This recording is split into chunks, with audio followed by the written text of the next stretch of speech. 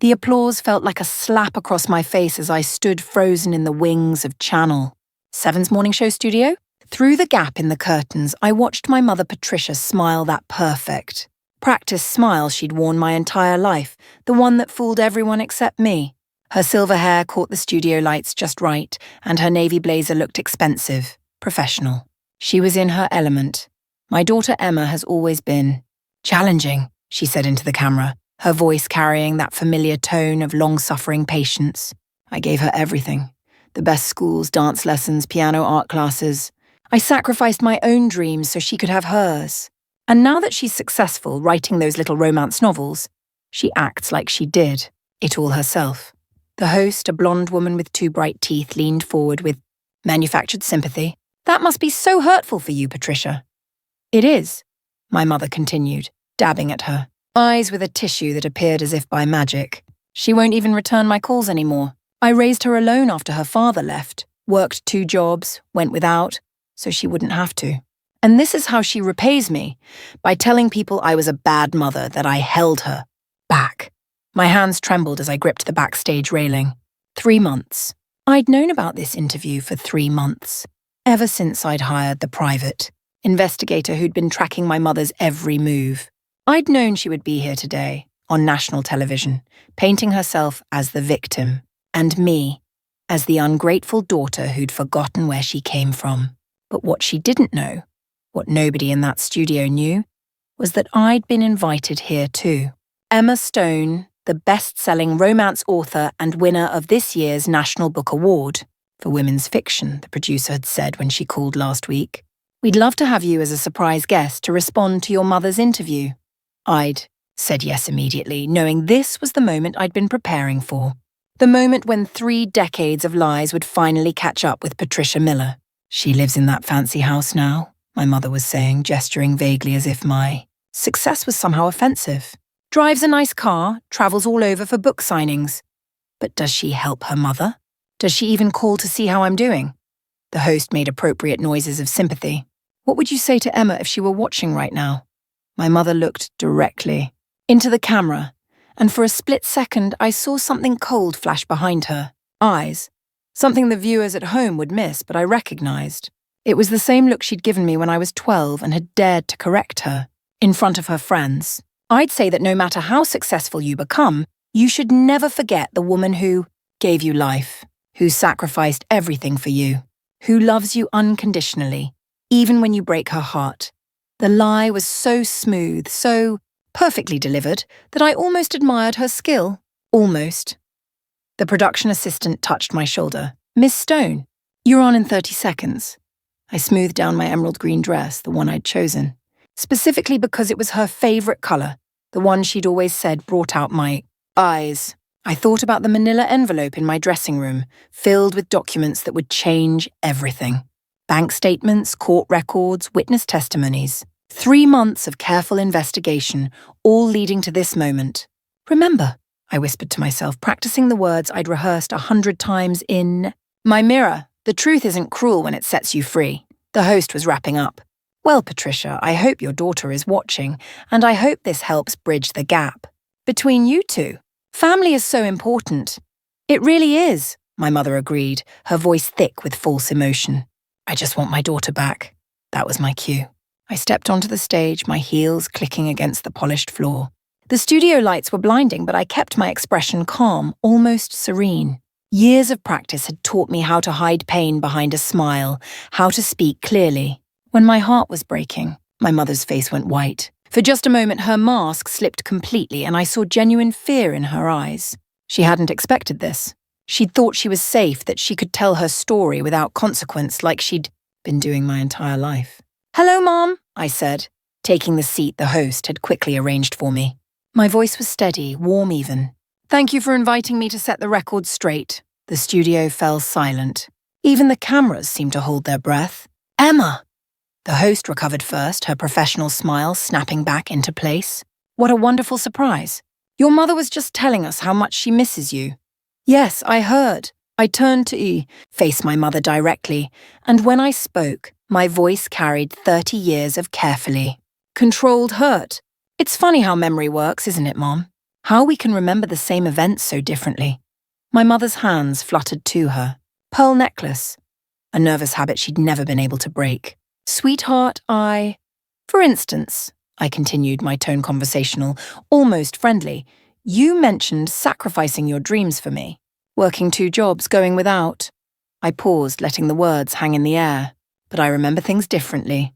The host leaned forward, sensing drama. This was better than she'd hoped for. A real family confrontation, live on television. I remember a mother who spent my college fund on a trip to Europe with her boyfriend. I said, each word carefully measured. I remember working 3 jobs in high school to pay for my own clothes, my own food, because the money you got from the state for my care somehow never made it to me. Emma, that's not... My mother started, but I held up a gentle hand.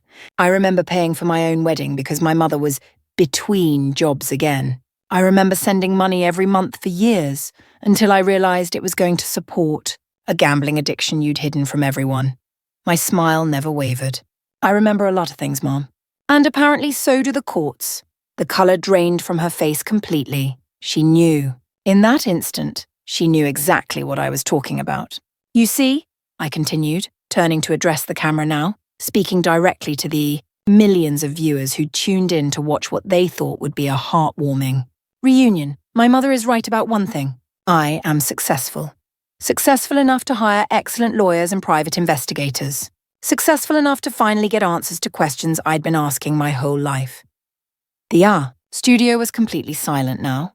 Even the production crew had stopped moving. 3 months ago, I discovered that my mother had been collecting Social Security, survivor benefits in my name since I was 18, benefits that were supposed to go to me, after my father died, but that I never knew existed. For 15 years, she's been cashing checks that belonged to me, checks that totaled just over $200,000. My mother made a small sound like a wounded animal. She's also been telling people, friends, neighbors, church members, that I'm mentally unstable, that I'm on drugs, that I'm abusive to her. All so she could explain why we don't have a relationship, why I don't visit or call. Because it's easier to be the victim than to admit that your daughter finally grew up and stopped enabling your lies. The host's mouth was hanging open. This was definitely not the heartwarming reunion segment she'd planned. I reached into my purse and pulled out a single sheet of paper, a copy of the court order I'd filed that morning. This is a restraining order, Mom. As of today, you're legally prohibited from using my name, my image, or my story for profit or public sympathy. You're also required to repay every cent of the money you stole from me, plus interest. My mother's perfect facade cracked completely. Emma, please, you don't understand. I understand perfectly. I stood up, smoothing my dress again. I understand that you've spent my entire life making me believe I owed you something. That I was never grateful enough, never good enough, never enough, period. But here's what you never understood, Mom. I don't owe you my silence anymore. I turned to the host, who was still staring at me in shock. Thank you for giving me this platform. Sometimes the truth needs a big stage. As I walked toward the exit, I heard my mother calling my name, her voice high and desperate. But I didn't turn around. I'd spent 30 years turning around for her, going back, giving her one more chance. Not today. The studio doors closed behind me with a soft click, and for the first time in my life, I felt truly free. But this was just the beginning. The real reckoning was still to come. 6 hours later, my phone hadn't stopped buzzing. I sat in my hotel room overlooking Central Park, watching the sun set through floor-to-ceiling windows, while the internet exploded with clips from the morning show. Emma Stone Revenge was trending on Twitter, and my publisher had already called 3 times about interview requests. But I wasn't ready to talk to anyone else yet. I needed time to process what I'd just done, what I'd just unleashed into the world. The manila envelope sat open on the mahogany desk, its contents spread out like evidence. At a crime scene, bank statements showing regular deposits from Social Security, screenshots of Facebook posts where my mother painted herself as the abandoned parent, witness statements from neighbours who'd heard her stories about my supposed mental illness and drug problems. Each document told part of a story I'd been living for 30 years but had only recently learned how to read. It had started 3 months ago with a phone call from my cousin Holly, my father's niece who lived in Oregon. We hadn't spoken in years. My mother had a way of making relationships complicated, of inserting herself into every family dynamic until people just stopped trying. "Emma," Holly had said after the awkward hellos, "I need to ask you something, and please, don't be angry. Are you okay? Financially, I mean?" The question had caught me off guard. My latest novel had hit the New York Times bestseller list, and I'd just signed a movie deal. I was doing better than okay. "Of course, why would you ask that? It's just... Your mom called my mother last week. She said you were struggling, that you'd asked her for money but she didn't have any to give. She seemed really upset about it. I'd sat in my kitchen staring out at my garden where spring flowers were just beginning to bloom, feeling that familiar knot form in my stomach. The same knot I'd carried since childhood, whenever my mother's version of reality collided with actual reality. Holly, I haven't spoken to my mother in 6 months. And I definitely haven't asked her for money.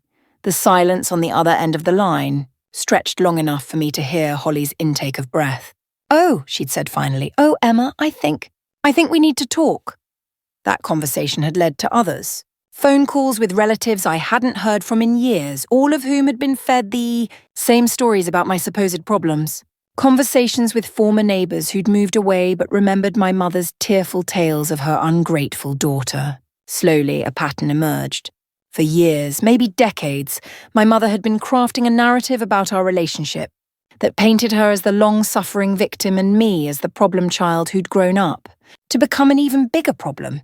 But it was my cousin Beth, my father's other niece, who'd delivered the information that changed everything. "Emma, there's something else," she'd said during one of our late-night phone calls. "Something about your dad's social security benefits my mom always wondered. After he died, there should have been survivor benefits for you until you turned 18. Maybe longer if you were in college. Did you ever get those?" I'd never heard of survivor benefits. My mother had always told me that when my father died in a car accident when I was 7, there was no money, no insurance, nothing. We'd had to struggle, she'd said. We'd had to make do. "I don't know," I said honestly. Scared maybe, but not of her anymore. Scared of falling back into old patterns, of letting guilt override my boundaries.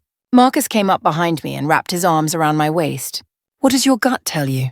I leaned back against his chest, feeling the solid warmth of him, the safety of being truly known and loved. That I'm not the same person she manipulated for 30 years. That I can handle whatever comes next. Then trust that. I finished reading the letter that evening. She wrote about her time in therapy, about understanding the depth of damage she'd caused, about wanting to make amends. Real amends, not the performative apologies of the past. "I know I have no right to ask for a relationship with you," she wrote. "I know I destroyed that right years ago. But I'm writing to tell you that I'm different now. Or at least I'm trying to be. I've learned to recognize my own emotions instead of just manipulating yours. I've learned to take responsibility without making it about my own suffering. I've learned that love isn't control and that being a mother doesn't give me ownership of my child's life." The letter was 3 pages long, and nowhere in it did she ask for anything from me. No requests for visits, no pleas for forgiveness, no attempts to minimize what she'd done. Just acknowledgement, accountability, and a quiet hope that someday we might be able to build something honest between us. It was, I realized, the letter I'd been waiting my entire life to receive. 3 weeks later, she was released to a halfway house in Denver, close enough that we could see each other if we chose to, far enough that I didn't have to worry about surprise encounters. Her parole officer had been briefed on our history and the restraining order, which was still in effect until she completed her full sentence, including parole. I didn't contact her immediately. Instead, I waited, watching from a distance through the updates her parole officer provided to Laura. She'd found a job at a local non-profit that helped elderly people with their finances, ironic perhaps, but also appropriate. She was attending mandatory therapy twice a week and voluntary group sessions twice more. She was living quietly, following all the rules, staying out of trouble. 2 months after her release, she sent another letter. This one was shorter. "Emma, I know you're probably waiting to see if I've really changed, or if this is just another performance. I understand that. I've given you 30 years of reasons not to trust me. I just want you to know that I'm here when and if you ever want to find out. No pressure, no expectations, no guilt trips. For the first time in my life, I'm offering you a choice without strings attached." That night, Marcus and I talked about it over dinner. What do you want to do? He asked. I said slowly, I want to see her. Just once, to see if the person who wrote these letters is real, or if it's just another version of the performance. And if it's a performance, then I walk away for good and I never look back. But if it's real... I paused, trying to articulate something I barely understood myself. If it's real, then maybe something good can come from all of this. Maybe the mother I always needed is still possible, even if it's too late for the childhood I deserved. The meeting took place at a neutral location, a coffee shop, downtown with Laura present as a mediator. I'd insisted on that boundary, and to my surprise, my mother had agreed without argument. She looked different when she walked in. Older, certainly, but also calmer. She moved differently. Less of the performative grace I remembered, more natural, more human. When she saw me, she smiled, but it was a tentative smile, almost shy. "Thank you for agreeing to see me," she said as she sat down across from me. "Thank you for not making it difficult," I replied. For a moment, we just looked at each other. Two women who shared DNA and history but were essentially strangers. "You look happy," she said finally. "I am happy, I'm glad. I know I had nothing to do with that happiness, but I'm glad you found it." It was such a different response than I'd expected. No attempt to take credit, no subtle implication that she'd contributed to my success. Just genuine gladness for my well-being. We talked for an hour. She told me about her therapy, about learning to recognize the patterns of behavior that had defined our relationship. I told her about my book, about the foundation, about Marcus and our upcoming wedding. "Will you—" she started, then stopped herself. "I'm sorry. I was about to ask if I could come to your wedding, but that's exactly the kind of presumptuous question I'm trying not to ask anymore. What would you want from being at my wedding?" I asked, genuinely curious. She thought about it for a long moment. "Honestly, I'd want to feel like I was still your mother, like I still had a place in your life. But that's about my needs, not yours. The real question is whether my presence would make your day better or worse, and I think we both know the answer to that." It was the most honest thing she'd ever said to me. "Maybe," I said carefully, "we can work towards something. Not mother and daughter the way we were before. That relationship was too broken to repair. But maybe something new. Something based on who we both are now instead of who we were then. I'd like that," she said quietly. "I don't know if I deserve it, but I'd like that very much." My wedding day dawned clear and bright, with the kind of spectacular Colorado sky that made you believe in new beginnings. I stood in the bridal suite of the mountain resort looking at myself in the mirror while my cousin Holly fastened the last button on my dress. "You look beautiful," she said, stepping back to admire the overall effect. "Radiant, like you're glowing from the inside." I felt that way. Luminous. Complete. Ready for whatever came next. The woman in the mirror looked nothing like the scared, angry person I'd been 3 years ago. This woman knew who she was, what she wanted, what she deserved. "Are you nervous?" asked Beth, my other cousin, who was serving as my maid of honor. "Not about marrying Marcus," I said, "but about all those people watching me promise to build a life with someone. About being that vulnerable in public. It was a small wedding, 50 people who'd earned their place in my life through loyalty, love, and genuine care. Family members who'd stood by me through the trial and its aftermath. Friends who'd supported my journey to healing. Colleagues from the foundation who'd become cherished companions. My mother was not among them, though we'd been exchanging letters regularly for the past 6 months. Our relationship was slowly rebuilding on a foundation of honesty and mutual respect, but it wasn't ready for something as significant as my wedding day. "Maybe someday, but not today. 5 minutes, ladies," the wedding coordinator called through the door. I took one last look in the mirror, thinking about the journey that had brought me to this moment. 3 years ago, I'd been a woman trapped by lies, manipulation, and guilt. Today, I was a bride choosing love freely, without reservation, without the fear that happiness would be stolen from me. The music started, and I walked down the aisle between rows of people who genuinely cared about my well-being. When I reached the altar and saw Marcus waiting for me, his face lit up with pure joy, his eyes bright with unshed tears, I felt a completeness I'd never experienced before. "You clean up nice," I whispered as I took his hands. "You're perfect," he whispered back. The ceremony was simple, personal, focused on the promises we were making to each other, rather than any grand performance. When the officiant asked if anyone had reasons why we shouldn't be married, the silence was complete and comfortable. No one here wished us anything but happiness. "Emma," Marcus said during his vows, "you've shown me that love doesn't have to be complicated or conditional. You've taught me that two whole people can come together without losing themselves, that vulnerability is a strength, not a weakness. I promise to love you not because you complete me, but because you inspire me to be complete myself." When it was my turn, I looked out at the faces watching us, people who'd seen me at my worst and loved me anyway, people who'd celebrated my victories without trying to claim credit for them. "Marcus," I said 3 years ago, I thought I knew what love looked like. I thought it involved sacrifice, guilt, and constant vigilance to make sure I was grateful enough, good enough, worthy enough. You've shown me that real love is choice, choosing each other every day, not out of obligation or fear, but out of joy.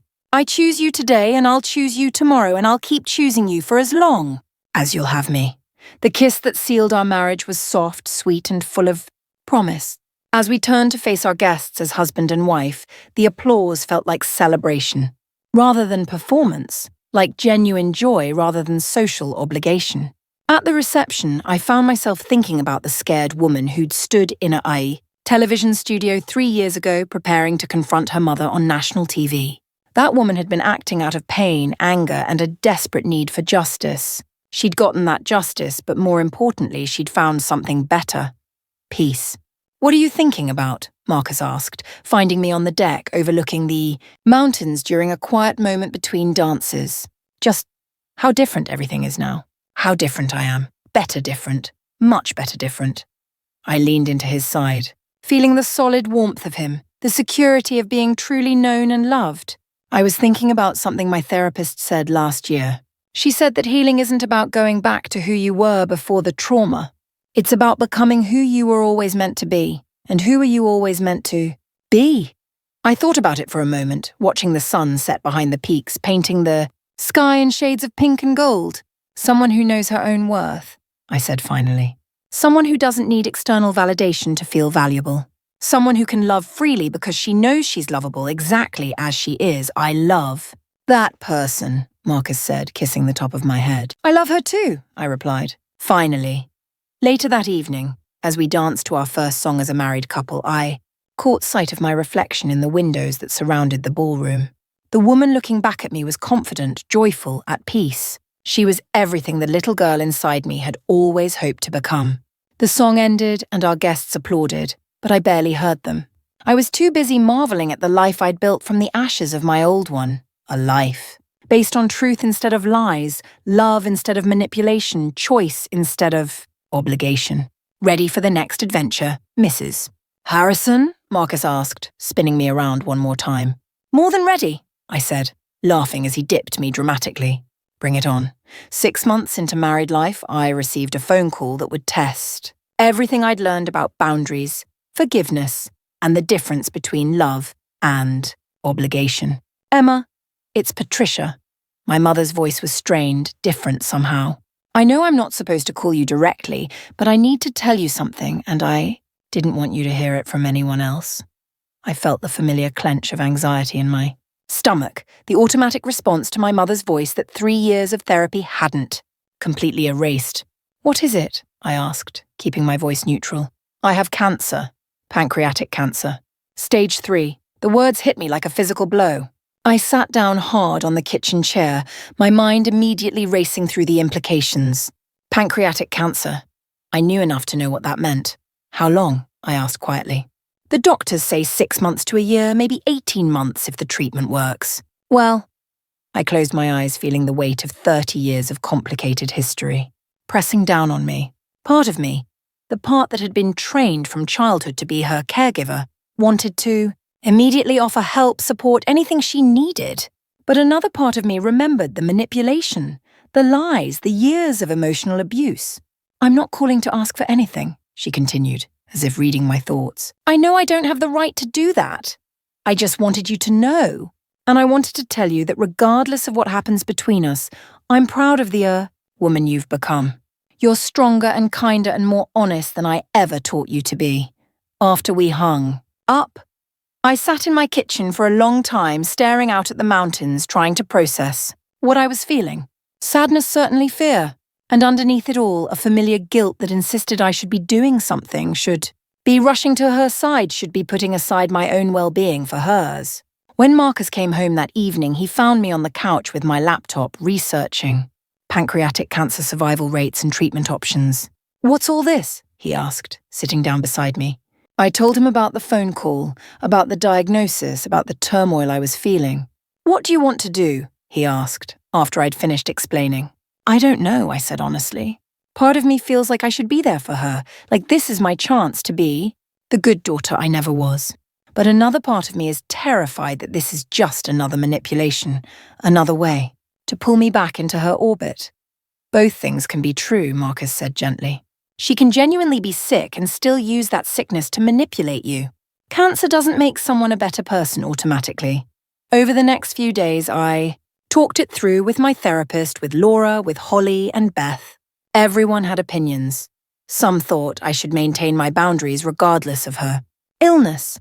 Others felt that this was different, that death changed the rules. But it was a conversation with Dr. Patricia Williams, the therapist I'd been seeing since my mother's trial, that helped me find clarity.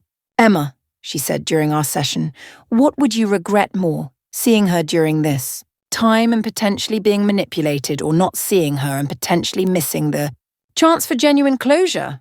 "I don't know," I said. "Both scenarios scare me. Then let's think about it differently. If you choose to be involved in her care, what would that look like? What boundaries would you need to protect yourself?" We spent the session working out a plan. I would visit her, but with strict limitations. 1-hour visits once a week with Laura present for the first few meetings. I would offer emotional support, but not financial support. I would listen to her fears about dying, but I wouldn't take responsibility for managing those fears.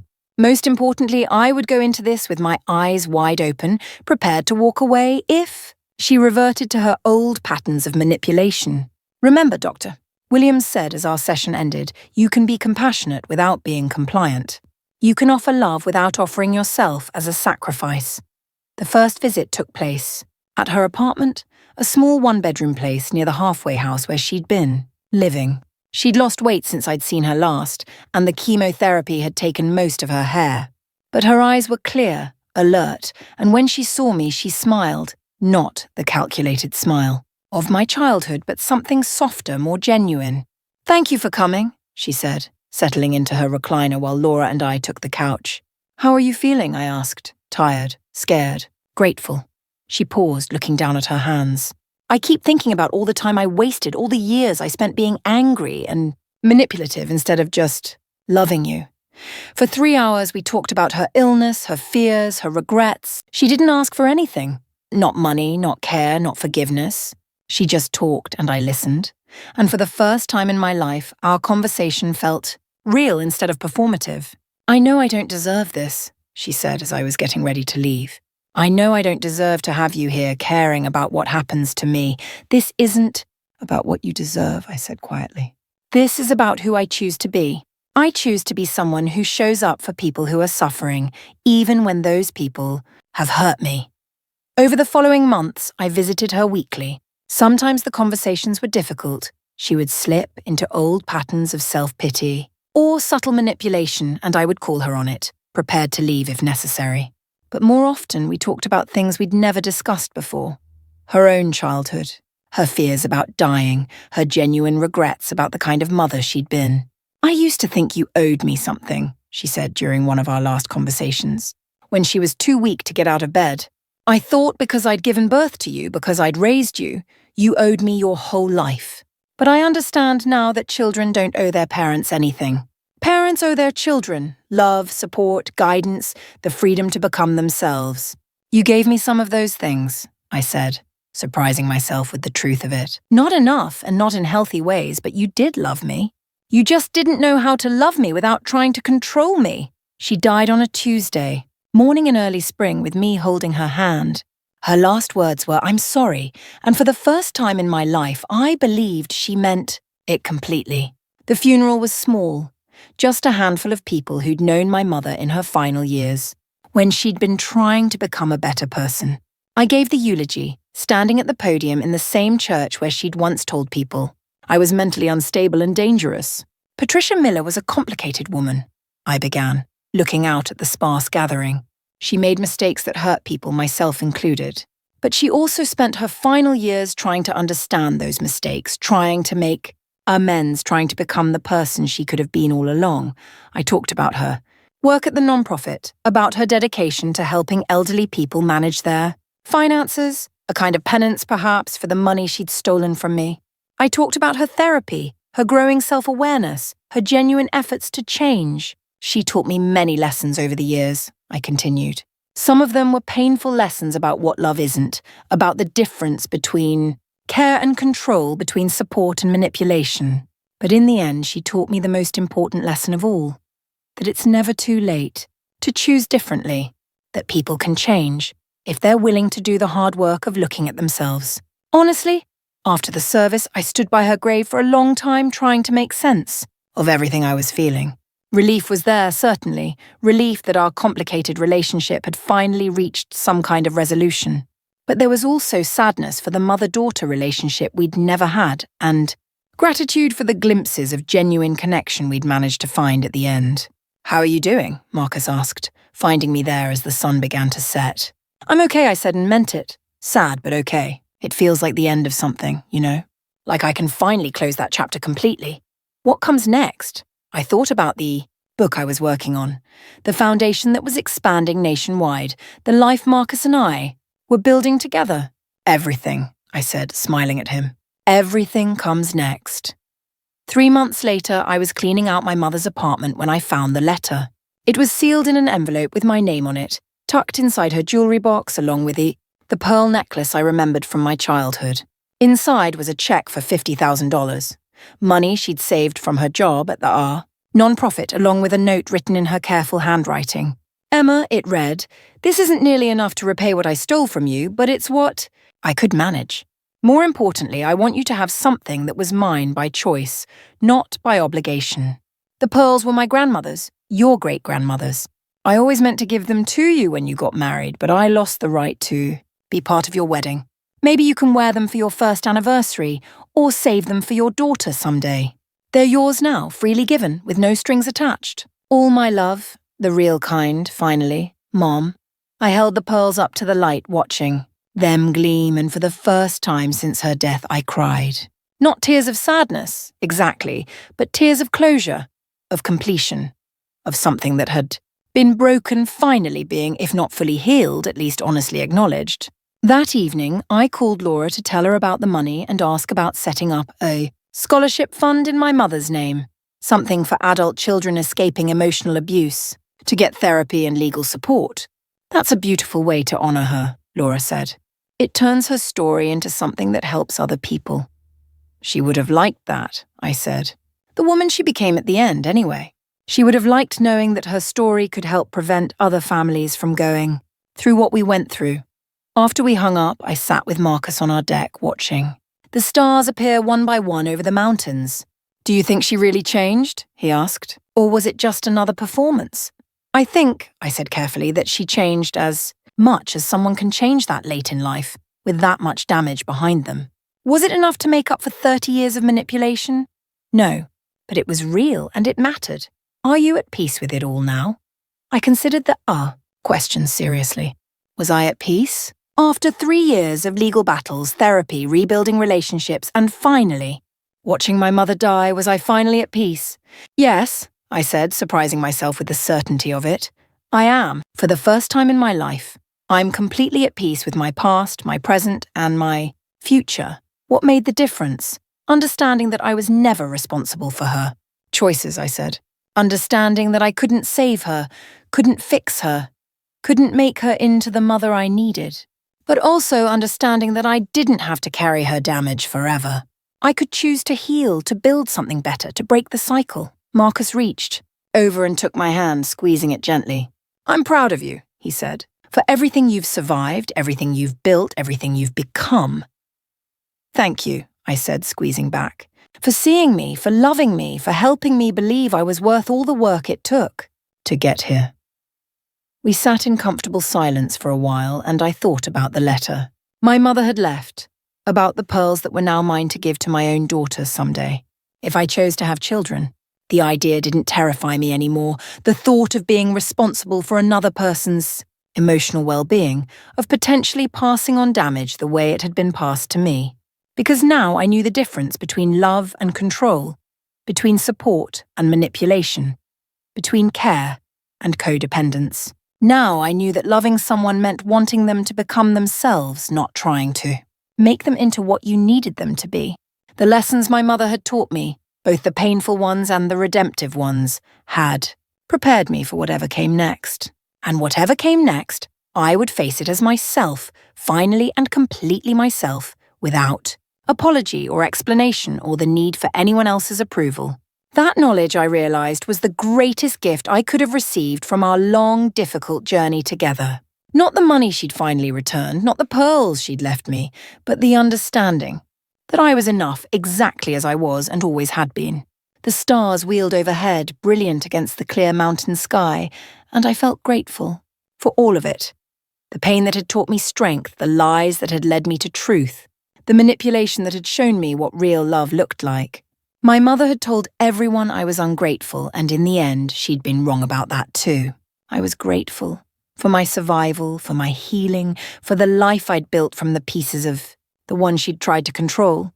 I was grateful for the journey that had led me home to myself. 5 years after my mother's death, I stood in the lobby of the Emma Stone Center for Emotional Healing, watching families arrive for our annual conference.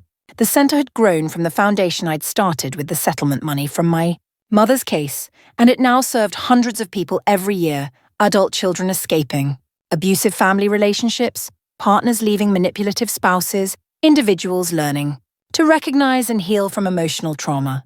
The Miller Scholarship recipients are here, said Sarah, my program director, approaching with a clipboard and her usual efficient smile. I looked over at the group of young women clustered near the registration table. This year's recipients of the scholarship I'd established in my mother's name. They ranged in age from 19 to 35, all of them working to rebuild their lives after escaping emotionally abusive family situations. Have they been briefed about the media presence? I asked. Yes, and they're all comfortable with it. 3 of them specifically asked to speak with you about their experiences. The local news station was here to do a feature on the center's 5th anniversary. It felt surreal thinking back to that first television appearance when I'd confronted my mother on live TV. That woman, angry, hurt, determined to expose the truth, felt like a different person entirely. Mrs. Harrison? A young woman approached me, her hand extended. I'm Lisa, one of the scholarship recipients. I wanted to thank you for making this possible. Tell me about your situation, I said, shaking her hand warmly. My father, she said, her voice steady despite the difficulty of the subject. Emotional manipulation, financial control, making me believe I was worthless without his approval. I finally left home 6 months ago, and the scholarship is helping me pay for therapy and legal fees to establish financial independence. I nodded, recognizing the familiar patterns. How are you doing now? Better every day. Scared sometimes, but better. Reading your book helped me understand that what I was feeling wasn't wrong. That I wasn't crazy for wanting to leave. These conversations happened regularly now. People sharing their stories, thanking me for speaking out, telling me how my experience had helped them recognize their own situations. Each one reminded me why the painful journey had been worth it. Emma. Marcus appeared at my elbow. Our 3-year-old daughter Caroline balanced on his hip. The news crew is ready for your interview. I took Caroline from him, smiling as she immediately reached for my pearl necklace, the one my mother had left me, which I'd started, wearing for special occasions. Caroline loved the smooth, lustrous beads, and I loved watching her play with something that represented for me the possibility of redemption and healing. How do I look? I asked Marcus, adjusting Caroline on my hip. Like exactly who you are, he said, kissing my cheek. Strong, compassionate, and completely yourself. The interview went smoothly, with questions about the center's growth, the importance of recognizing emotional abuse, and my own journey from victim to advocate. When they asked about my mother, I found myself able to speak about her with a balanced perspective I couldn't have managed years earlier. My mother was both my greatest teacher and my most difficult relationship, I said. looking directly into the camera. She taught me what love isn't, but in the end, she also taught me what forgiveness looks like, not forgetting or excusing harmful behavior, but choosing not to carry anger that only hurts yourself. Do you think she would be proud of what you've built here? The reporter asked. I considered the question seriously. I think the woman she became in her final years would be proud, yes. She'd be proud that her story contributed to something that helps other families avoid the pain we experienced. After the interview, I walked through the centre's main hall, where workshops were in session. In one room, a therapist was leading a group discussion about recognizing manipulation tactics. In another, a legal aid attorney was explaining how to establish financial independence from controlling family members. The conference room was full of people sharing their stories, finding community with others who understood their experiences. All of this had grown from that moment of decision 3 years ago when I'd chosen to tell the truth on national television. The ripple effects had been larger than I could have imagined. Not just my own healing, but the healing of thousands of others who'd found the courage to speak up, set boundaries, and claim their own lives. "Mama, down!" Caroline demanded, squirming in my arms. I set her down and watched as she toddled over to the children's area we'd set up for conference attendees, immediately making friends with another little girl her age. She was everything I'd hoped she would be. Confident, curious, unafraid to take up space in the world. Raising her had been my final test of whether I'd truly healed from my own childhood. Every day I had to choose to love her without trying to control her, to support her, without sacrificing my own well-being, to guide her without making her responsible for my emotions. It was harder than I'd expected, but also more joyful. "She's beautiful," said a voice behind me. I turned to find Dr. Patricia Williams, my former therapist, who'd become a friend and occasional consultant for the centre. "Thank you. She's teaching me as much as I'm teaching her." "That's how it should be," Patricia said, watching Caroline play. "How are you feeling about everything today? This milestone?" I thought about the question, looking around at the bustling centre, at the people finding help and hope, at my daughter playing happily nearby, at Marcus, chatting with scholarship recipients across the room. "Grateful," I said finally. Grateful for all of it. The pain that taught me strength, the lies that led me to truth, the manipulation that showed me what real love looks like. Even grateful for my mother for the ways she shaped me, both positive and negative. "That's beautiful," Patricia said. "And rare. Most people never reach that level of acceptance and integration. I had good help," I said, smiling at her, "and a story that demanded to be told." As the day wound down and conference attendees began to leave, I found myself in my office looking through the stack of thank you letters that had arrived that week. Each one told a story of someone who'd found the courage to speak their truth, set their boundaries, claim their life. One letter from a woman in her 60s particularly moved me. "Dear Emma, I never thought it was possible to escape my daughter's emotional manipulation at my age, but your story showed me that it's never too late to choose yourself. I finally set boundaries with her last month, and for the first time in 40 years, I feel free. Thank you for showing me that love doesn't require self-sacrifice." I set the letter down and looked out my office window at the mountains, thinking about the journey that had brought me here. 3 years ago, I'd been a woman driven by anger and a need for justice.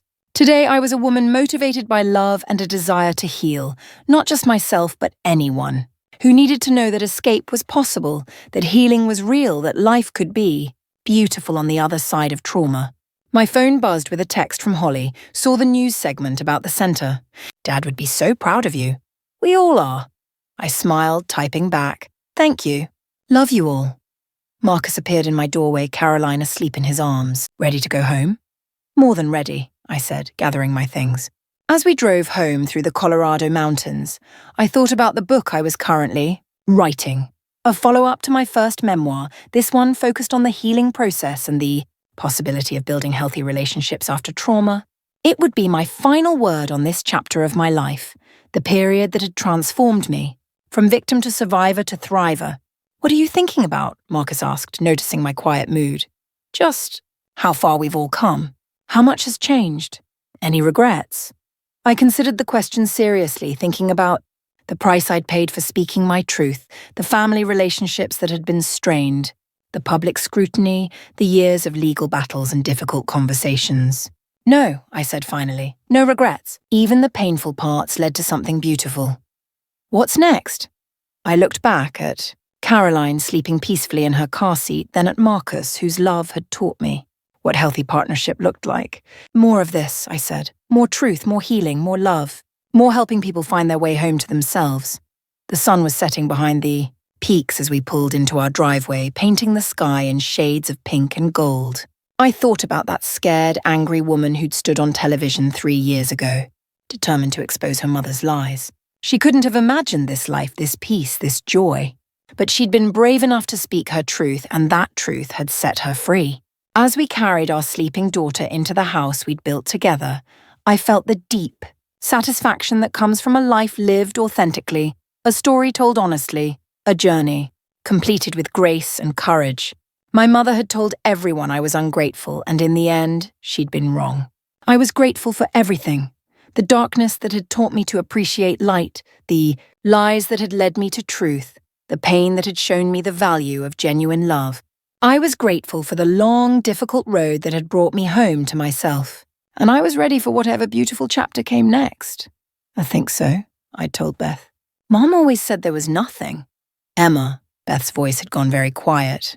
There's always something. The government doesn't just let children go without support when a parent dies, especially when that parent was employed and paying into the system. That conversation had sent me to a lawyer's office the next day. Laura Blackwood, a sharp woman in her 50s who specialized in family law and fraud. Cases had listened to my story with the kind of professional calm that told me she'd heard worse. This is more common than you'd think, she'd said after I'd finished explaining. Adult children discovering that benefits intended for them were intercepted by a surviving parent. The good news is that there's always a paper trail. It had taken 2 weeks to get the records from Social Security. 2 weeks of waiting, of wondering, of trying to prepare myself for whatever the truth might be. When the documents arrived, they were worse than I'd imagined. My father had been entitled to significant survivor benefits for me, enough to cover basics, living expenses until I turned 18, and additional education benefits that could have paid for college. Benefits that had been faithfully deposited into an account bearing my name for over a decade. An account I'd never known existed. An account my mother had controlled as my guardian and had continued to control long after I'd become an adult. How is that possible? I'd asked Laura, staring at deposit records that showed monthly, payments continuing until just 2 years ago. She would have had to falsify documents, Laura had explained, her voice grim. Claim you were still in her care, still financially dependent on her. It's fraud, Emma. Federal fraud. The number at the bottom of the final statement had made me dizzy. $247,000. Plus interest and penalties, the amount my mother owed me was closer to $300,000. But the money, I'd realized as I sat in Laura's office that day, wasn't even the worst part. The worst part was the understanding that my entire relationship with my mother had been built on lies. Every time she'd made me feel guilty for not being grateful enough, every time she'd reminded me of her sacrifices, every time she'd made me feel like I owed her my life, it had all been manipulation, designed to keep me from asking the questions that might have led me to the truth. What do you want to do? Laura had asked. I'd thought about it for a long time. I could have filed criminal charges. I could have had her arrested. I could have demanded immediate repayment and ruined her financially. But I'd realized that I wanted something else. Something that mattered more than money, or even justice. I wanted the truth to be public. I wanted everyone who'd believed her stories about me to know what she really was. I wanted her to experience the same kind of public humiliation she'd been subjecting me to for years. And I wanted to control the narrative for once. I want to set a trap, I'd told Laura. I want her to hang herself with her own rope. Laura had smiled then, a cold, professional smile that told me she understood exactly what I meant. That, she'd said, is something I can help you with. The plan had been simple but required patience. We'd filed the legal paperwork quietly, building an airtight case but not serving the papers yet. Laura had hired a private investigator to document my mother's continuing lies, to record her conversations with family members and friends where she painted me as ungrateful and troubled. And then we'd waited for the perfect opportunity. The call from Channel 7 had been a gift. Apparently, my mother had reached out to them herself, pitching her story about her successful but ungrateful daughter. They'd loved it. The human interest angle, the family drama, the potential for a tear-jerking reunion. When the producer had called me to invite me as a surprise guest, I'd known immediately that this was the moment I'd been waiting for. The perfect stage for the truth. Now, sitting in my hotel room as the sun disappeared behind the Manhattan skyline, I finally allowed myself to feel what I'd been holding back during the interview. Not anger, I'd moved past anger months ago. Not sadness exactly, though there was some of that. What I felt was relief. Deep, profound relief that the weight of her lies was finally off my shoulders. That I'd never again have to wonder if she was right, if I really was ungrateful, if I really did owe her something. My phone buzzed with a text from Laura. Saw the interview. Beautifully done. She won't be able to deny the charges now that she's admitted to them on national television. Call me tomorrow, I smiled, setting the phone aside. Tomorrow I would deal with the aftermath, with the interviews and the legal proceedings, and the complicated process of rebuilding family relationships that had been poisoned by years of lies. But tonight I just wanted to sit with this feeling of freedom.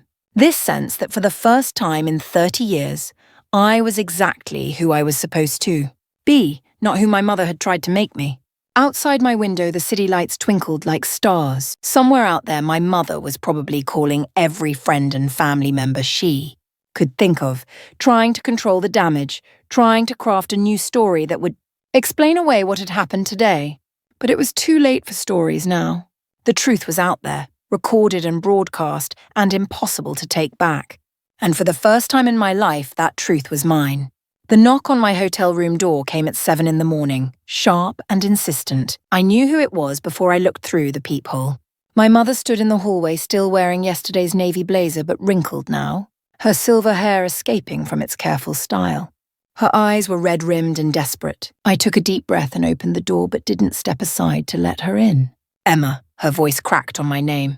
Please, we need to talk. Actually, we don't. I kept my voice calm, professional. According to the restraining order I filed yesterday, you're not supposed to be within 500 feet of me. That restraining order is based on lies. No, Mom. It's based on truth. For the first time in 30 years, it's based on actual truth. She tried to push past me into the room, but I held firm.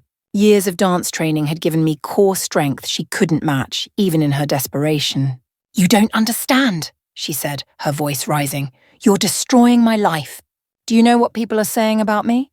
Do you know what this is doing to my reputation? The irony was so thick I almost laughed.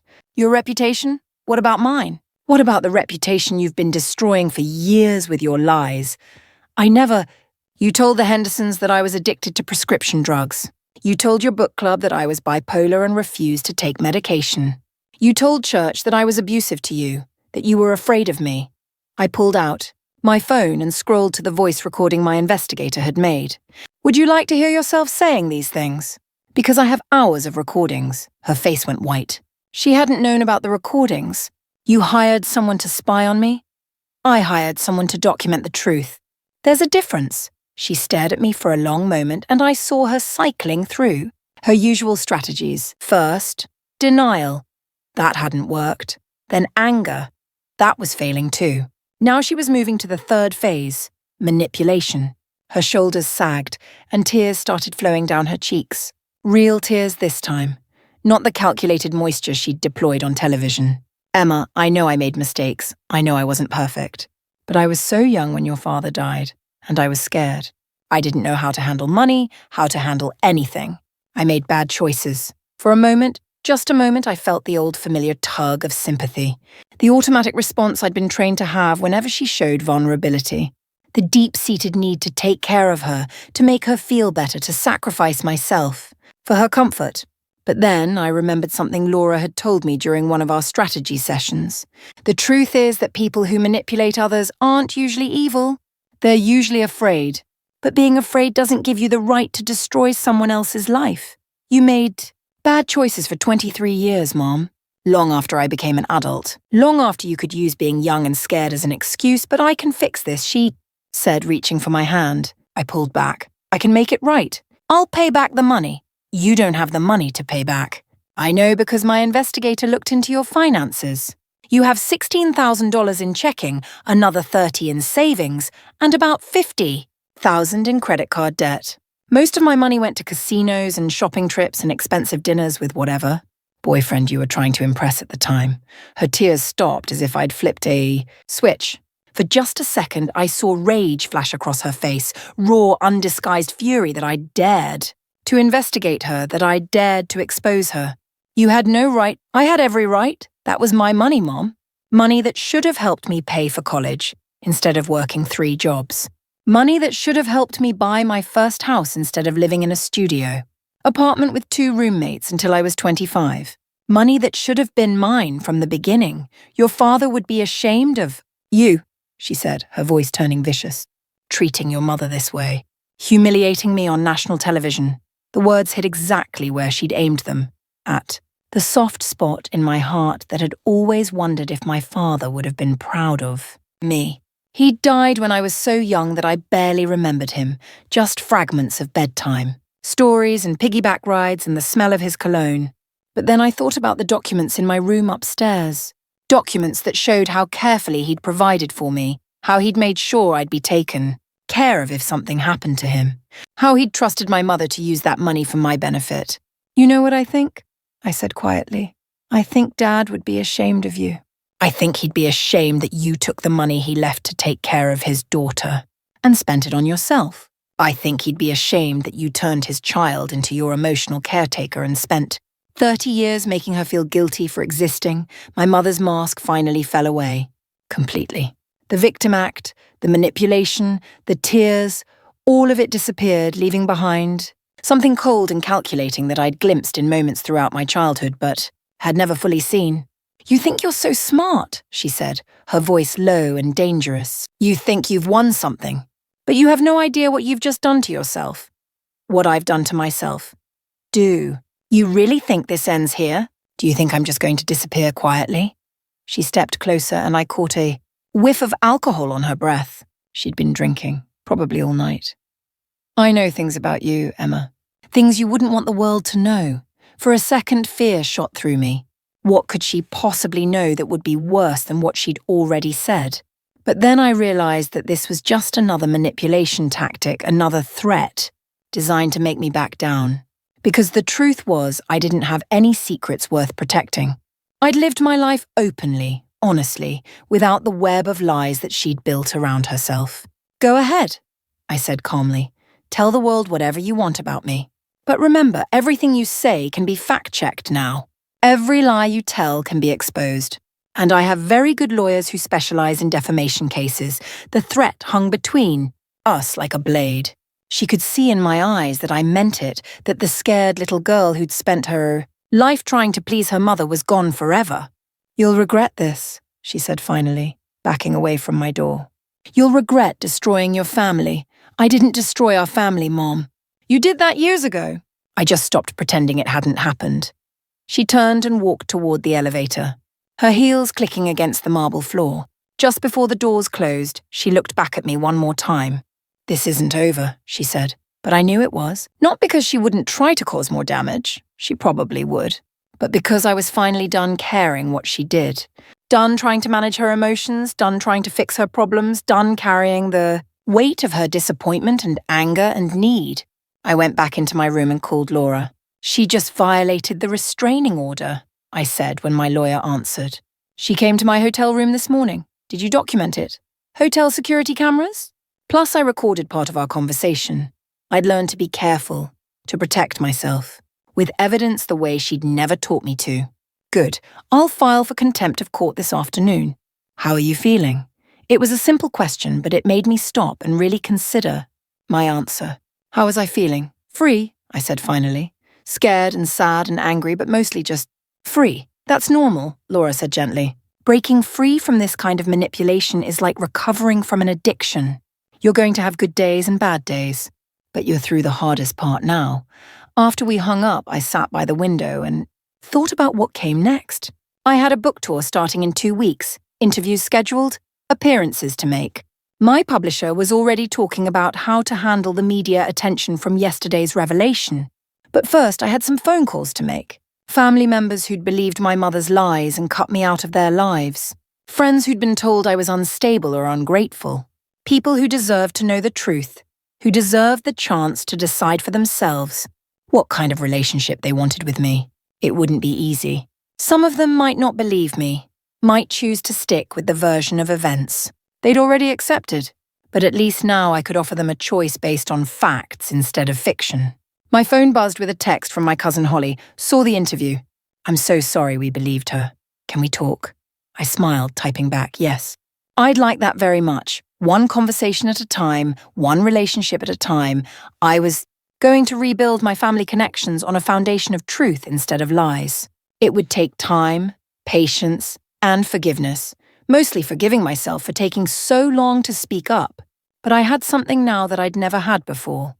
The knowledge that I was enough, exactly as I was, without having to earn love through guilt or obligation or sacrifice. And that knowledge, I realized, was worth more than all the money she'd stolen from me. 3 weeks later, I stood in the green room of the Today Show, adjusting my coral blazer. For the third time. This was my first major interview since the Channel 7 incident, and my publicist, Marcus, was pacing like a caged tiger. Remember? He said for the 5th time. They're going to want to focus on the family. Drama, but we want to pivot to your book, your message of healing and empowerment. Don't let them turn this into a Jerry Springer episode. I nodded, but my attention was split between his advice and the text messages flooding my phone. In the 3 weeks since my mother's public humiliation, the response had been overwhelming. Thousands of people had reached out through social media, my publisher, my website, all sharing their own stories of manipulation, emotional abuse, and finally finding the courage to break free. One message had particularly stuck with me, from a woman named Claire in Michigan. I watched your interview with my husband, and for the first time in 20 years, I said out loud that my mother was abusive. Thank you for showing me that I wasn't crazy, that I wasn't ungrateful. I wasn't alone. That message and hundreds like it had crystallized something for me. This wasn't just about my story anymore. It was about giving voice to a kind of abuse that often went unrecognized because it didn't leave physical bruises. Emma, a production assistant appeared at the door. They're ready for you. I walked onto the set with my head high, my smile genuine. The host, Samantha Walsh, greeted me warmly, and as the cameras rolled, I felt that familiar calm settle over me. The same feeling I'd had on Channel 7, but stronger now. More certain. Emma, your story has resonated with millions of people, Samantha began. What's been the response like? Overwhelming, I said honestly, but also hopeful. I've heard from so many people who've experienced similar manipulation from family members, partners, friends. People who thought they were alone in dealing with this kind of emotional abuse. Now, your mother has claimed in several interviews since your confrontation that you've taken, her words out of context, that the family feud is more complicated than you've presented. How do you respond to that? I'd been expecting this question. My mother had indeed given interviews to 3 different tabloid shows each time, adjusting her story slightly, each time trying to regain control of the narrative. I respond with documentation, I said simply. Court records, bank statements, witness testimonies, recorded conversations. The beautiful thing about truth is that it remains consistent no matter how many different ways you tell it. Lies, on the other hand, tend to change depending on the audience. Your book, Healing Hearts, deals with themes of emotional recovery and finding your authentic self. How much of that was influenced by your own experience? This was the pivot Marcus had. Wanted, but it felt natural, not forced. All of it, really. I spent most of my adult life believing that love meant sacrifice, that being a good daughter meant accepting blame for my mother's unhappiness, that I had to earn affection through compliance. Writing that book was how I figured out that none of that was true. What would you say to someone watching right now who recognizes their own situation in your story? I looked directly into the camera, thinking about Claire in Michigan and all the others who'd reached out. I'd say that your feelings are valid. If someone in your life consistently makes you feel guilty, crazy, or grateful for basic decency, that's not love, that's manipulation. And you don't owe anyone your silence about their behavior, no matter how they're related to you. The interview continued for another 10 minutes, covering my writing process, my upcoming book tour, and my plans for a foundation to help people escape emotional abuse. By the time it was over, I felt energized rather than drained. As I was leaving the studio, my phone rang. Laura's name appeared on the screen. "Good interview," she said without preamble. I watched it from my office. Very composed, very credible, thank you. "Any news on the legal front?" "Actually, yes. Your mother's lawyer called this morning. They want to discuss a settlement." I stopped walking. "A settlement? She can't pay the full amount she owes you. We knew that. But they're proposing a payment plan. Plus, she's agreed to stop giving interviews about you or your relationship. Essentially, she wants to make this go away quietly." I thought about this for a moment. Part of me, the part that still remembered being 7 years old and needing her approval, wanted to say yes. To let her save face, to make peace, to go back to some version of normal. But I also thought about Claire in Michigan and all the other people who were watching. This case to see if someone could actually hold an emotional abuser accountable. "What's your professional recommendation?" I asked. "Professionally? Take the settlement. It guarantees you'll get some money back, and it keeps her from continuing to defame you publicly. The alternative is a long court battle that might not result in full restitution anyway. And personally," Laura was quiet for a moment. "Personally, I think she's getting off too easy. She committed federal fraud for over a decade, and she's spent years systematically damaging your reputation and your family relationships. If this were any other kind of abuser, we wouldn't be talking about settlements, but because she's my mother, I'm supposed to be forgiving and understanding. That's the expectation, yes? Family court judges, juries, even prosecutors tend to view family financial crimes as civil matters rather than criminal ones, especially when they involve adult children and elderly parents." I reached the street and stood on the sidewalk watching New York move. Around me, taxis honking, people rushing to their next appointment, life continuing at its relentless pace. How long do I have to decide? "They want an answer by Friday. I'll call you." "Tomorrow," I said, ending the call. That evening, I sat in my hotel room and did something I hadn't done in years. I opened the photo album I kept on my phone and scrolled through pictures of my mother and me. Christmas mornings when I was little, my high school graduation, my first book signing, where she'd stood proudly beside me, beaming. In every photo, I could see what I'd missed at the time, the performance of it, the way she positioned herself to be in the center of every shot, the way she managed to make even my accomplishments about her somehow. But I could also see something else, the genuine moments of connection we'd had, however rare. The time she'd stayed up all night when I had pneumonia, the way she'd cried when I won my first writing contest, the pride in her voice when she told her friends about my success before resentment poisoned even that. She wasn't evil. She was damaged probably by her own childhood, her own fears and insecurities. But being damaged didn't give her the right to damage me. My phone buzzed with another message from someone who'd seen the interview. "Your courage gave me the strength to finally tell my family the truth about my brother's emotional abuse. Thank you for showing us that we don't have to protect our abusers just because we love them." That message made my decision for me. I called Laura. "I don't want the settlement," I told her. "I want this to go to court. I want it on public record that what she did was wrong, legally and morally.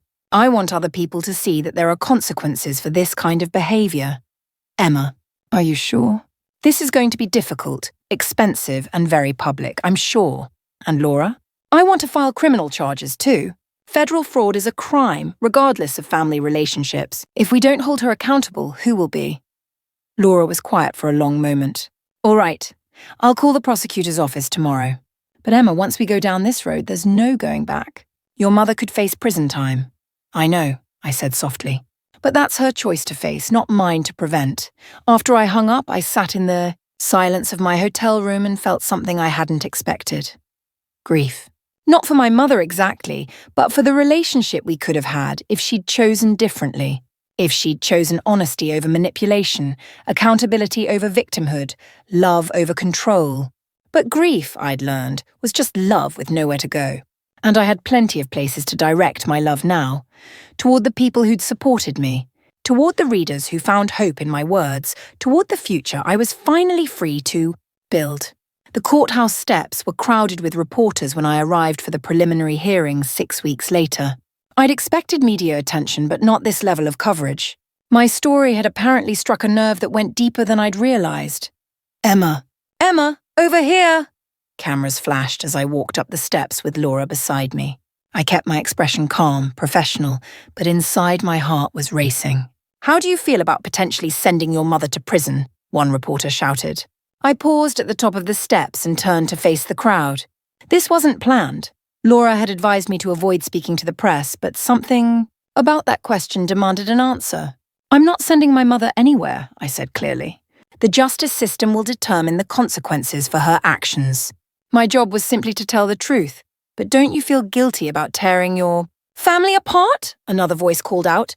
The question hit exactly where it was aimed, at the deep conditioning that told me I was responsible for everyone else's emotions, everyone else's happiness. My family was torn apart years ago by lies and manipulation, I replied. Truth doesn't destroy families. Deception does. Inside the courtroom, I saw my mother for the first time since the hotel confrontation. She sat at the defendant's table with her lawyer, a thin man in an expensive suit who looked like he'd rather be anywhere else. She'd aged in the past 2 months. Her hair was whiter, her face more lined, her shoulders curved inward as if she were trying to disappear. For a moment, I felt that familiar pull of sympathy. She looked fragile, defeated, smaller somehow than the powerful figure who'd dominated my childhood. But then she turned and looked at me, and I saw the flash of cold anger in her eyes. The victim act was just that, an act. Underneath, she was still furious that I dared to expose her, still convinced that she was the wronged party in this scenario. The hearing itself was brief, mostly procedural. The prosecutor, a no-nonsense woman named Catherine Price, outlined the charges: federal, fraud, identity theft, and filing false documents. The evidence was overwhelming: bank records, forged signatures, falsified dependency claims.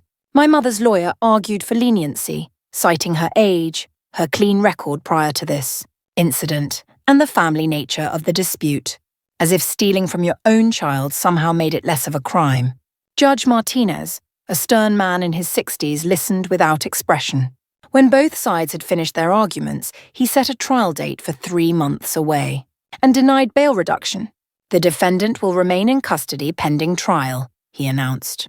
The amount of fraud and the length of time over which it occurred suggest a high risk of flight. I watched my mother's face crumple as the bailiff led her away in handcuffs. Part of me wanted to call out to her, to tell her I was sorry, to somehow fix this situation the way I'd been trying to fix her problems my entire life. But I stayed silent. This was her consequence to face, not mine to manage. Outside the courthouse, Laura and I pushed through the crowd of reporters to a waiting car. That went well, she said once we were safely inside. Judge Martinez has a reputation for being tough on financial crimes, but fair. If the evidence stays this strong, we're looking at a conviction. How long would she serve, with her age and lack of prior record? Probably 2 to 3 years, with possibility of parole after 18 months. Plus full restitution, of course. I stared out the car window at the city passing by. 2 to 3 years. It seemed like such a small price for nearly 25 years of deception. But it was something. More importantly, it was acknowledgement that what she'd done was wrong, that emotional and financial abuse had real consequences. My phone buzzed with a text from my cousin Holly. Saw the news coverage. How are you holding up? The family relationships I'd been rebuilding over the past months had become one of the unexpected gifts of this whole ordeal. Cousins, aunts, and uncles who'd believed my mother's lies about me for years were now reaching out, apologizing, wanting to reconnect. Not all of them, of course. My mother's sister Diane had chosen to stand by her, had even given an interview to a tabloid show claiming I was vindictive and money-hungry. But enough family members had come forward with their own stories of my mother's manipulation that a clearer picture was emerging of who she really was. I'm okay, I texted back to Holly. Tired, but okay. Want to come to dinner this weekend? The kids have been asking about their famous cousin. I smiled. Holly's children, who were 8 and 10, had no memory of the family drama that had kept us apart. To them, I was just Aunt Emma who wrote books and lived in a big house and always brought good presents when I visited. I'd love that, I replied. That evening, I had dinner with Marcus and my editor, Julia, at a quiet restaurant in Soho. They wanted to discuss how to handle the publicity around the trial, but I found myself thinking about something else entirely. I want to write a book about this, I said suddenly, interrupting Marcus mid-sentence about interview scheduling. About the trial, Julia asked, raising an eyebrow. About emotional abuse, about manipulation, about how families can become prisons and how hard it is to escape them. I set down my fork, my mind racing with possibilities. Not a memoir exactly, but a guide maybe. Something that helps people recognize these patterns in their own lives. Marcus looked skeptical. That's pretty heavy subject matter for your usual readers. My usual readers are women, I said. And women are disproportionately victims of emotional abuse, especially from family members. They're telling me their stories every day, in emails, at book signings, on social media. There's an audience for this because there's a need for this. Julia was nodding slowly. It could work, especially with your platform now. But you'd need to be careful about how you handle it. Very factual, very researched, not vindictive. I don't feel vindictive anymore, I realized as I said it. I feel purposeful, like this whole experience happened for a reason, and the reason was to help other people find their way out. By the time we finished dinner, we had the outline of a book deal. That would give me the platform to turn my personal nightmare into something helpful for others. It wouldn't be easy to write. I'd have to revisit painful memories, analyze patterns I'd spent years trying to forget. But it felt right. It felt like the next step in a journey that had started with that phone call from Holly, months ago. Walking back to my hotel that night, I passed a newsstand where my face stared back at me. From 3 different magazine covers. "Daughter's Revenge," screamed one headline. "Family betrayal exposed," declared another. But I didn't feel like I was getting revenge anymore. Revenge implied anger, a desire to hurt someone who'd hurt you. What I felt instead was something quieter but more powerful. The satisfaction of truth. Finally being told, of lies finally being exposed, of justice finally being served. My mother had spent my entire life teaching me that I owed her something, my gratitude, my silence, my complicity in her fiction. But I'd finally learned that the only thing I truly owed anyone was honesty. Honesty with others, and most importantly, honesty with myself. And that honesty, it turned out, was the most powerful weapon of all. The trial began on a rainy Tuesday in November. I'd been dreading this day for months, knowing that I'd have to take the stand and recount, in excruciating detail, the ways my mother had manipulated and deceived me for most of my life. But as I sat in the witness box looking out at the packed courtroom, reporters, family, members, strangers who'd been following the case, I felt calmer than I'd expected. The truth had a weight to it, a solidity that made it easier to speak. "Ms. Stone," Prosecutor Catherine Price began, "can you tell the court about your relationship with your mother growing up?" I took a breath and began the story I'd never been allowed to tell before. About the guilt trips that started when I was barely old enough to understand them. About being made responsible for my mother's emotional state from the age of 7. About the constant message that I was never grateful enough, never good enough, never enough. Period. She would tell me that other children loved their mothers more than I loved her, I said, my voice steady despite the painful memories. She would cry and say that she'd sacrificed everything for me and that I was selfish, for not appreciating it. When I got my first job at 14, she convinced me to give her most of my paycheck, to help with bills. When I got a scholarship to college, she made me feel guilty for leaving her alone. The defense attorney, a man named Harrison Wells, objected several times, claiming this testimony was irrelevant to the financial crimes. But Judge Martinez allowed it, noting that establishing a pattern of manipulation was relevant to understanding how the fraud had been possible. "Ms. Stone," Catherine continued, "were you aware that you were entitled to Social Security? Survivor benefits after your father's death? No. My mother told me there was no insurance, no money, nothing. She said we were on our own and had to struggle to survive. But you later discovered that wasn't true? Yes. When I was 30 years old, I learned that my father had been paying into Social Security and that I was entitled to benefits until I turned 18 plus education. Benefits that could have paid for college. Catherine walked me through the discovery process, how my cousin's phone call had led to the investigation, how we'd uncovered years of forged documents and fraudulent claims. "How did you feel when you learned the truth?" she asked. I considered the question carefully. Devastated. Not just because of the money, but because it meant that everything I'd believed about my childhood was a lie. I'd spent 23 years feeling guilty for not being grateful enough for my mother's sacrifices when the truth was that she'd been stealing money that was meant to help me. When Catherine finished, it was the defense attorney's turn.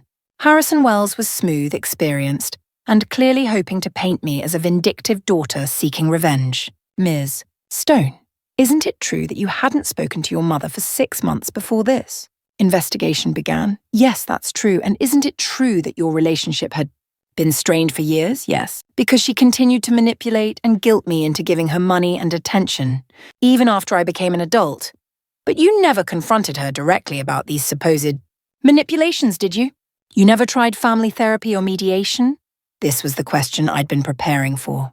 Mr. Wells, when someone has spent your entire life convincing you that your perceptions are wrong, that your feelings don't matter, that questioning them makes you a bad person, you don't confront them directly. You doubt yourself instead. That's how emotional abuse works. So you admit this is your perception of events, not necessarily the objective truth. No, I said firmly. I'm saying that emotional abuse is designed to make victims doubt their own perceptions. But bank records aren't perceptions. Forged documents aren't perceptions. Recorded conversations aren't perceptions. Those are facts. The cross-examination continued for 2 hours with Wells trying to portray me as ungrateful, vindictive, and motivated by greed. But every time he pushed, I responded with documentation, with evidence, with the calm certainty that comes from knowing you're telling the truth. When I finally stepped down from the witness stand, I felt emptied out but also lighter somehow. The story was told, all of it. The ugly parts, the painful parts, the parts I'd never spoken aloud before. Over the next 3 days, Catherine called a parade of witnesses. Bank officials who testified about the fraudulent documents. Social Security administrators who explained how the benefits should have been distributed. Family members who shared their own stories of my mother's lies and manipulation. My cousin Beth took the stand and described phone calls where my mother had claimed I was mentally unstable and dangerous. My former neighbor, Mrs. Patterson, testified about conversations where my mother had portrayed herself as afraid of me as a victim of my supposed abuse. Did you ever see any evidence that Emma was abusive or unstable? Catherine asked Mrs. Patterson. Never, the elderly woman replied firmly. Emma was always polite, always helpful. When my husband had his heart attack, she was the first person to offer help. If Patricia was afraid of her own daughter, she never acted like it when Emma was around. The defense called only a few witnesses, character witnesses who spoke about my mother's volunteer work at church, her struggles as a single parent, her devotion to her community. They painted a picture of a woman who'd made mistakes but didn't deserve to go to prison. My mother herself never took the stand. Wells had clearly advised her that cross-examination would be a disaster, given the mountain of evidence against her. Closing arguments came on Friday. Catherine was devastating in her summary, walking the jury through 23 years of systematic fraud and manipulation. This isn't a case about family dysfunction, she said, looking each juror in the eye. This is a case about federal crimes. The defendant stole nearly $250,000 from her own child, money that was meant to help that child after losing her father. She then spent decades manipulating Emma Stone into believing she owed her gratitude for sacrifices that never happened. This isn't parental discipline or tough love. This is calculated long-term fraud. Wells, in his closing, tried one last time to play the family card. Patricia Miller is a flawed human being, like all of us, he said. She made poor choices, yes, but sending a 70-year-old woman to prison for trying to provide for her family isn't justice. It's cruelty. The defendant has already lost her relationship with her daughter, her reputation in her community, her standing in her church. Hasn't she suffered enough? I watched the jury during his speech, trying to read their faces. They looked uncomfortable but not convinced. After 4 days of evidence, it was hard to see my mother as the victim in this scenario. Judge Martinez sent the jury out at 3 in the afternoon. Laura and I went to a coffee shop across the street to wait, joined by several family members who'd come to support me. How long do you think they'll deliberate? I asked Laura. With this much evidence? Not long. Either they believe the documentation or they don't. There's not much grey area here. She was right. At 6:30, we got the call that the jury had reached a verdict. We rushed back to the courthouse where my mother sat at the defendant's table looking smaller and frailer than ever. On the charge of federal fraud, we find the defendant guilty, the jury foreman announced. On the charge of identity theft, we find the defendant guilty. On the charge of filing false federal documents, we find the defendant guilty. My mother's shoulders shook as each verdict was read. For the first time in months, I felt genuinely sorry for her. Not sorry enough to wish we'd taken the plea deal, but sorry that her choices had led her to this moment. Judge Martinez scheduled sentencing for the following month and remanded my mother to custody pending the hearing. As the bailiff led her away, she looked back at me one more time. "I'm sorry," she mouthed, tears streaming down her face. I nodded, acknowledging her apology without accepting it. Sorry was a start, but it didn't undo 23 years of lies. It didn't give me back the childhood I'd lost, or the money she'd stolen, or the family, relationships she'd poisoned with her manipulation. Sorry was just a word. Justice was what mattered now. Sentencing day arrived with the first snow of winter. I sat in the front row of the courtroom, watching my mother shuffle to the defendant's table in an orange jumpsuit, her hands shackled. The woman who'd once terrified me with her emotional power looked broken, diminished. Judge Martinez reviewed the case one final time, noting the severity of the crimes and the length of time over which they'd occurred. Then he asked if I wanted to make a victim impact statement. I'd been dreading this moment for weeks. What do you say to someone who spent your entire life teaching you that your feelings didn't matter? How do you summarize 3 decades of damage in a few minutes? I stood up and walked to the podium, my hands trembling slightly as I unfolded the statement I'd written and rewritten a dozen times. "Your Honor," I began, "my mother taught me many things over the years. She taught me that love was conditional on compliance. She taught me that my feelings were less important than her comfort. She taught me that I was responsible for her happiness, her financial security, her emotional well-being." I looked at my mother, who was staring at her hands, unable to meet my eyes. But the most important thing she taught me, though she didn't mean to, was that I am stronger than I ever imagined. That I can survive betrayal, survive lies, survive having my entire understanding of my childhood turned upside down. My voice grew stronger as I continued. The money she stole from me was significant, but the emotional damage was worse. For 30 years, I believed I was ungrateful, selfish, and wrong about my own experiences. I believed that questioning her version of events made me a bad daughter. I believed that I owed her my silence, my compliance, my life. I paused, letting the words sink in. But I don't owe her those things. I never did. What I owed myself was the truth. What I owed my father's memory was ensuring that the money he left to care for me was acknowledged and accounted for. What I owe other people facing similar abuse is the knowledge that they're not alone, that they're not crazy, and that there are consequences for this kind of behavior. I folded my statement and looked directly at my mother for the first time. "I forgive you for being broken," I said quietly. "But I can't forgive you for choosing to break me instead of getting help for yourself. I hope you use your time in prison to figure out who you really are underneath all the lies." When I sat down, the courtroom was silent except for the sound of my mother's quiet crying. Judge Martinez spoke for another 10 minutes about the seriousness of financial crimes, the breach of trust involved when family members victimize each other, and the need for deterrence. Then he announced his sentence, 3 years in federal prison with possibility of parole. After 2 years, plus full restitution of $300,000, including interest and penalties. My mother was led away without looking back this time. The chapter that had dominated my entire life was finally, officially closed. Outside the courthouse, I stood in the falling snow and felt something I hadn't experienced in months. Peace. Not happiness exactly, but a deep, quiet sense that justice had been served and I was finally free to move forward. "How do you feel?" a reporter asked, shoving a microphone in my face. "Relieved," I said honestly, and ready to focus on the future instead of the past. That evening, I had dinner with Holly and her family. Her children, Tyler and Madison, chatted about school and friends and their upcoming Christmas play, blissfully unaware of the heavy adult drama that had consumed the past. "Yeah. Aunt Emma," Madison said over dessert, "are you sad that Grandma Patricia is going to jail?" The question caught me off guard. Holly looked mortified, but I realized this was exactly the kind of honest conversation I'd never been allowed to have as a child. I'm sad that she made choices that led to jail, I said carefully. But I'm not sad that there are consequences for those choices. Sometimes people have to face the results of what they've done, even when we love them. But she's family, Tyler protested, echoing the argument I'd heard from various relatives. Over the past year, yes, she is. But being family doesn't mean you get to hurt people without consequences. In fact, family should treat each other better than strangers, not worse.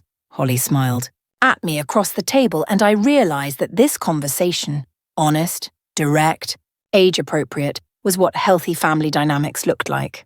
It was what I'd never had growing up, but what I could help create for the next generation.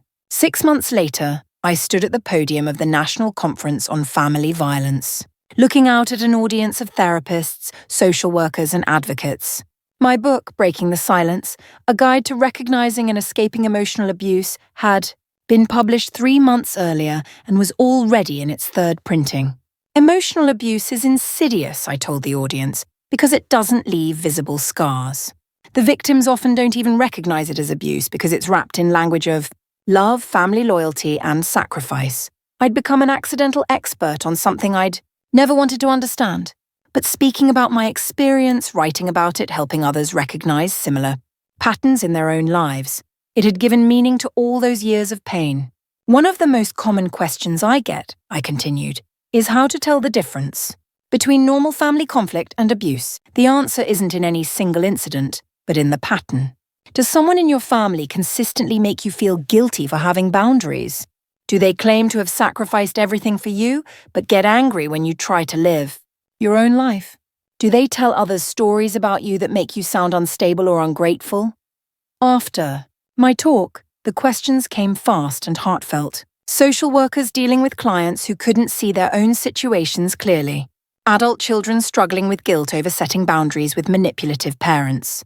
Therapists looking for tools to help their patients recognize emotional abuse. One woman in her 40s raised her hand. My mother does everything you've described, but she's 80 years old and in poor health. How do I protect myself without feeling like I'm abandoning her? It was a question I'd grappled with myself, especially during my mother's trial when she'd looked so fragile and broken. Age and illness don't give someone a free pass to abuse you, I said gently. You can show compassion while still maintaining boundaries. You can ensure they have care and support without sacrificing your own mental health. And you can recognize that feeling guilty about protecting yourself is exactly what they've trained you to feel. After the conference, I drove to the federal prison where my mother was serving her sentence.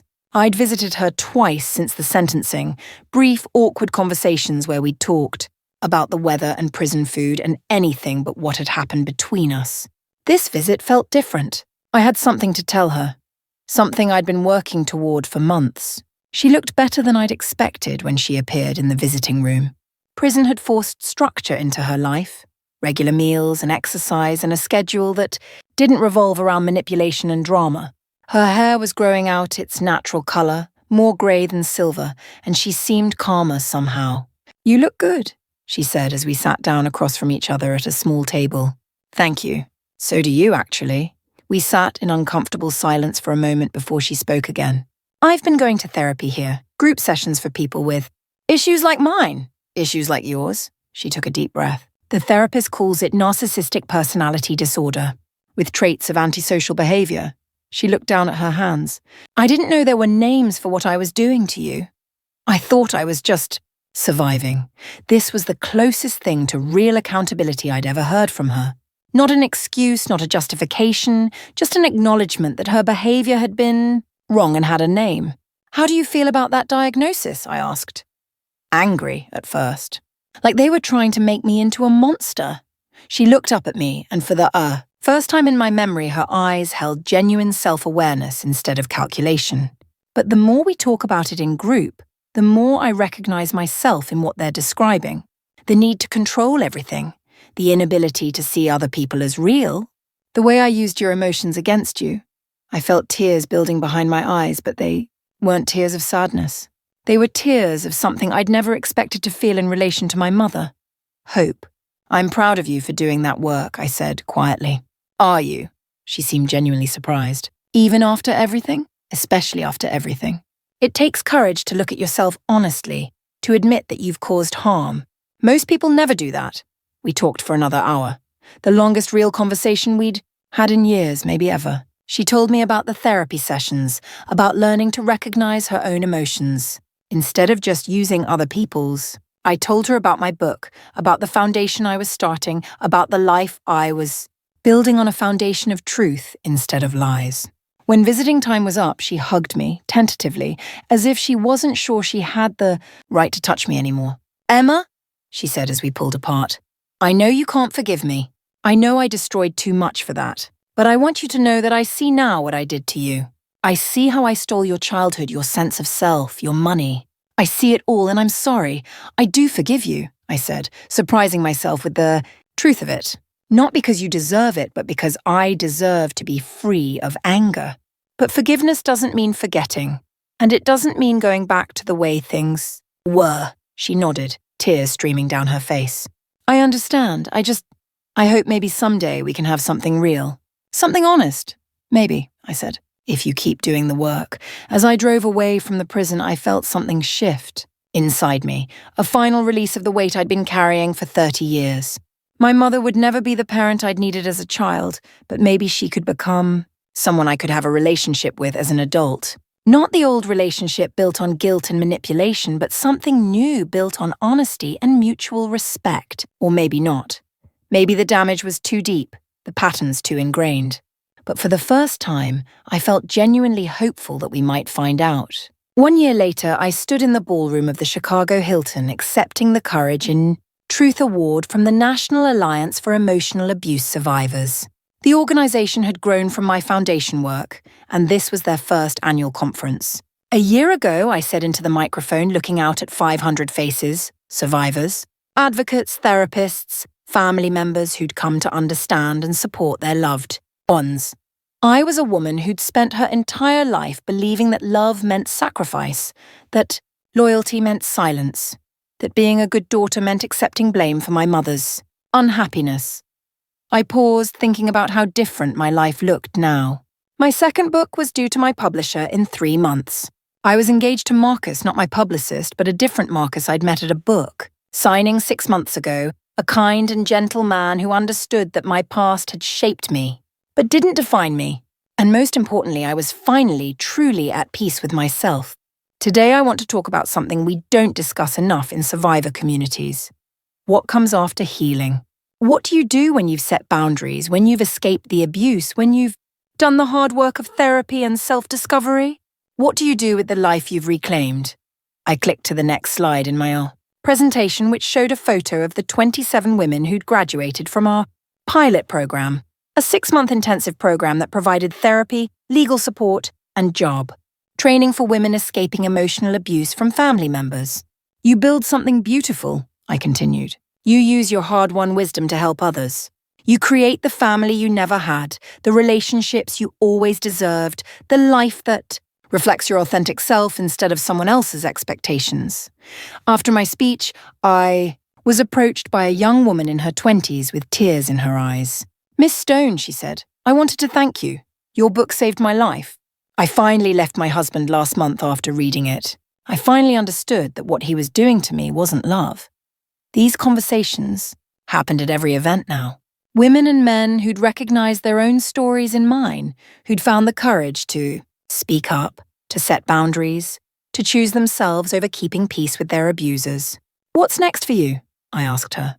"I'm starting college in the fall," she said, smiling through her tears. "At 26, I'm finally going to do what I wanted to do before he convinced me I wasn't smart enough."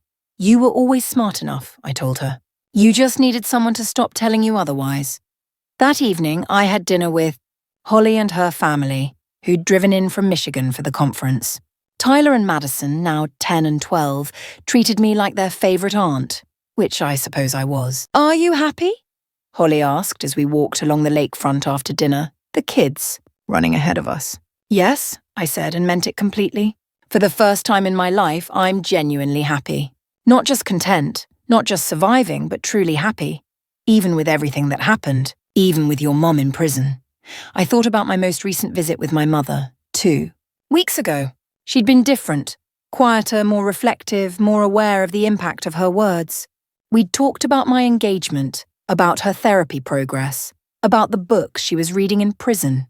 It had felt for the first time like a conversation between two adults rather than a performance designed to extract something from me. Even with all of that, I said, maybe because of all of that, I know who I am now, Holly. I know what I want, what I won't tolerate, what I deserve. That knowledge is worth every difficult moment it took to get here. My phone buzzed with a text from Marcus, my fiancé Marcus, not the publicist. How did the speech go? Can't wait to hear all about it tomorrow. I smiled, typing back. It went perfectly. Can't wait to see you. Is that him? Holly asked, noticing my smile. Yes, he's wonderful, Holly. He's nothing like what I thought I wanted, but everything I actually needed. Tell me. About him, he's a teacher. High school English. He's divorced. Has a teenage daughter who lives with him half the time. He's kind and funny and completely unimpressed by my success in a good way. I paused, thinking about how to explain what made Marcus special. He sees me, you know. The real me. Not the public speaker or the best-selling author or the woman who confronted her abuser on national television. Just me. And that's enough for him. More than enough. He acts like I'm the prize he won, not the other way around. We walked in comfortable silence for a while, watching the city lights reflect on the water. I thought about how different this felt from the lonely hotel room where I'd sat after my first television appearance, wondering if I'd made the right choice. I had made the right choice. All of them. The choice to investigate my mother's lies, the choice to confront her publicly, the choice to press charges, the choice to write about my experience, the choice to build something meaningful from my pain. Emma, Holly said as we turned back toward the hotel. I'm proud of you. I know your dad would be proud of you too. The mention of my father still caught me. Off guard sometimes. I'd spent so many years with my mother's version of him, the man who'd supposedly left us, with nothing, who hadn't cared enough to provide for his family. Learning the truth about the survivor benefits had been like meeting my father all over. Again, understanding that he'd loved me enough to make sure I'd be taken care of. I think he would be, I said. I think he'd be proud that I finally stood up for myself. That I finally stopped letting someone else's fear and brokenness define my life. The next morning, I flew back to Denver. Back to the house I'd bought in the mountains where I could write in peace and quiet. Marcus was waiting for me at the airport, his face lighting up when he saw me coming down the escalator. There's my famous fiancé, he said, wrapping me in a hug that felt like coming home. Not so famous, I laughed. Just me. Just you is my favorite, he said, kissing me softly. As we drove home through the Colorado mountains, I thought about the woman I'd been a year ago, scared, angry, still carrying the weight of 30 years of lies and manipulation. That woman would hardly recognize my life now, would hardly believe that happiness like this was possible. But it was possible, it was real, and it was mine. 2 years after my mother's sentencing, I received a letter from her that was different from all the others she'd sent during her incarceration. Her handwriting had always been perfect, careful, controlled, designed to make an impression. But this letter was messier, more human somehow. Dear Emma, it began. I'm writing to tell you that I've been accepted for early release. I'll be out in 6 weeks and I wanted you to hear it from me first. I set the letter down and walked to the kitchen window, looking out at the snow-covered peaks that surrounded our mountain home. Marcus found me there an hour later, still holding the letter, still processing what this meant. She's getting out, I said without turning around. How do you feel about that? It was such a Marcus question. Direct, caring, focused on my emotional well-being rather than the drama of the situation.